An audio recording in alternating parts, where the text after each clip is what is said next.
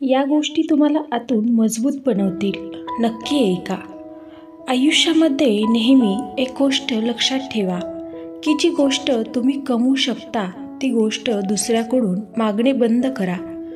ताकद आणि पैसा आयुष्याचे फळ आहे, परंतु परिवार आणि मित्र आयुष्याचे मूळ आहे. झाड फळाविना जगू शकते, परंतु मूळ नसेल तर झाड उभेसुद्धा राहू शकत नाही. आयुष्यामध्ये मागे पाहिले तर अनुभव मिळेल, पुढे पाहिले तर उमेद मिळेल आणि आजूबाजूला पाहिले तर सत्य दिसेल, परंतु आपल्या स्वतःमध्ये पाहिले तर परमात्मा दिसेल, आत्मविश्वास दिसेल. मित्रांनो, विश्व गरजेच्या नियमावर चालते. लोक थंडीमध्ये ज्या सूर्याची वाट पाहत असतात त्याच सूर्याचा उन्हाळ्यामध्ये तिरस्कार करतात. तुमची किंमत तेव्हाच होते जेव्हा तुमची गरज असते. कधीकधी आपण चुकीचे नसतो, परंतु आपल्याजवळ ते शब्द नसतात जे आपण बरोबर असल्याचा पुरावा देतात. मित्रांनो, चांगले जीवन जगण्यासाठी जीवन जगणेच विसरून गेलो आहोत आपण. कधीतरी एकट्याने बसून विचार करा आणि चिंता करा की आपण नसल्यावर कोणाला सगळ्यात जास्त फरक पडेल, आणि ज्याला फरक पडत असेल त्यासाठी जगा. बाकी सगळ्यांना त्यांच्या नशिबावर सोडून द्या. विश्वास ठेवा, असे केल्याने तुमचे जीवन सुखकर होईल.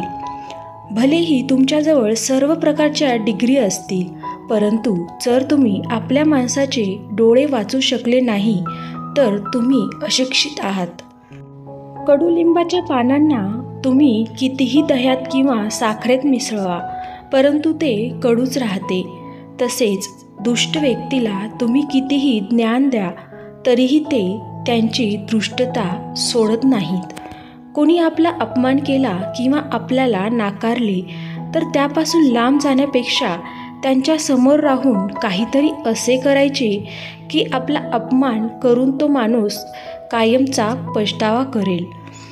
आपल्याला पॉवरफुल बनायचे आहे, यासाठी नाही की आपण कोणावर दबाव टाकू शकू, पण यासाठी की कोणी आपल्यावर दबाव टाकू शकणार नाही.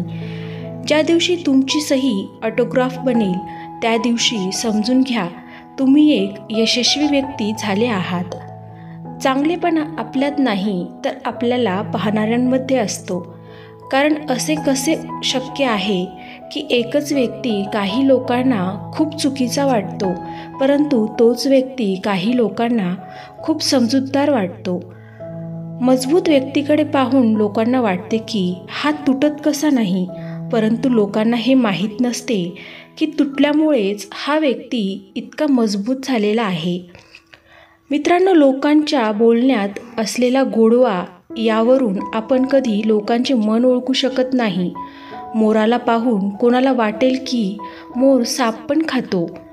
आयुष्यात दुःख जरी असले तरीही कोणाच्या समोर ते व्यक्त करू नका, तमाशा होऊ देऊ नका. कलियुग चालू आहे, म्हणून हा विचार मनातून काढून टाका की विनामतलब कोणी आपल्याबरोबर नाते ठेवेल. आपल्याजवळ काही अशी गोष्ट नक्की सांभाळून ठेवा की ती मिळवण्यासाठी लोक तुमच्याबरोबर जोडलेले राहतील. स्वतःला रिकामे होऊ देऊ नका, कारण लोक रिकाम्या वस्तूंना कचऱ्याच्या डब्यात फेकून देतात. जर तुम्ही कोणासोबत चांगले करत असाल तर त्याचा कायम उल्लेख करू नका. असे केल्याने तुमच्या चांगुलपणाला अर्थ राहणार नाही. संघर्ष आपल्याला जरूर थकवतो, परंतु आपल्याला सुंदर आणि मनातून मजबूत ही संघर्ष बनवतो. सूर्य हळूहळू उगवतो आणि जगाला प्रकाशित करतो. तसेच जो व्यक्ती संयमाने व धीराने पुढे जातो तो एक दिवस नक्कीच आपले नशीब बदलतो. मित्रांनो, दुसऱ्याच्या चुकांमधून शिका, कारण प्रत्येक गोष्ट स्वतःच्या चुकांमधून शिकण्याचा वेळ आपल्याकडे नसतो. खोटारडा व्यक्ती मोठा आवाज करून खऱ्या व्यक्तीला शांत करतो, परंतु खऱ्या व्यक्तीचे मन खोट्या व्यक्तीच्या आवाजापेक्षा जास्त प्रभावी असते. वेळेपेक्षा जास्त आपला आणि परका कोणीच नसतो, कारण जेव्हा वेळ आपली असते तेव्हा सर्वच आपले असतात, आणि जेव्हा आपली वेळ परकी असते तेव्हा सगळेच परके असतात. मित्रांनो, आपल्या आयुष्यात अडचणी उगाचच येत नाही. त्यांचे येणे आपल्या आयुष्यात एक इशारा असतो की आपल्या जीवनात आपल्याला काहीतरी बदल करणे गरजेचे आहे. एक क्षण एक दिवस बदलू शकतो, एक दिवस एक जीवन बदलू शकतो आणि एक जीवन या पूर्ण जगाला बदलू शकतो.